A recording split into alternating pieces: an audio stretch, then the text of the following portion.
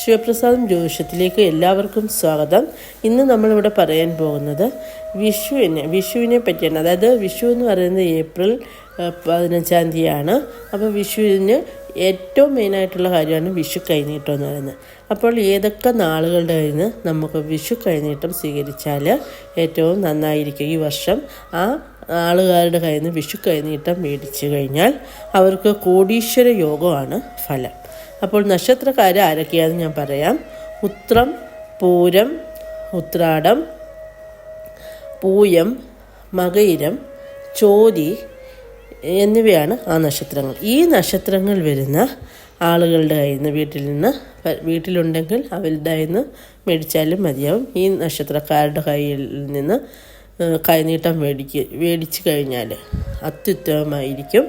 അതുപോലെ തന്നെ നിങ്ങൾക്ക് ഈ വർഷം മുഴുവനും ഒരു പോസിറ്റീവായ ഫലമായിരിക്കും ഉണ്ടാകുന്നത്.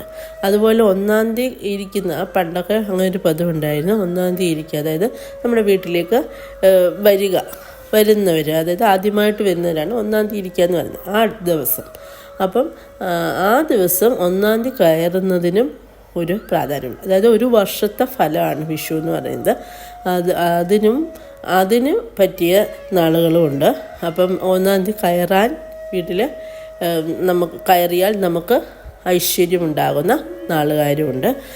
അത്തരത്തിൽ വരുന്ന നക്ഷത്രക്കാരാണ്.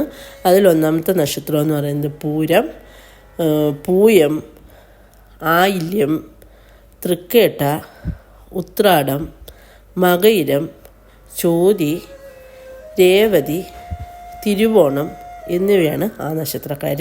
അപ്പോൾ ഈ നക്ഷത്രക്കാർ വീട്ടിൽ വന്നാൽ 1-ാം തീയതി കയറിയാൽ വളരെയധികം നമുക്ക് ഗുണങ്ങൾ ആയിരിക്കും ഈ വർഷം ഉണ്ടാകുക. ഗുണങ്ങളെന്ന് വെച്ചാൽ നമുക്ക് ലോട്ടറി ഭാഗ്യം ഉണ്ടാവുക, അതുപോലെ വീട്ടിലെ മംഗളകർമ്മങ്ങൾ നടക്കുക, വിവാഹങ്ങളൊക്കെ നടക്കുക, അതുപോലെ കുഞ്ഞുങ്ങൾ ഉണ്ടാകാതിരിക്കുന്നവർക്ക് സന്താന ഭാഗ്യങ്ങളൊക്കെ ഉണ്ടാകാനുള്ള ഭാഗ്യം, അങ്ങനെ മൊത്തത്തിൽ ഒരു പോസിറ്റീവായ ഫീല് നമുക്കുണ്ടാകുന്നതാണ്.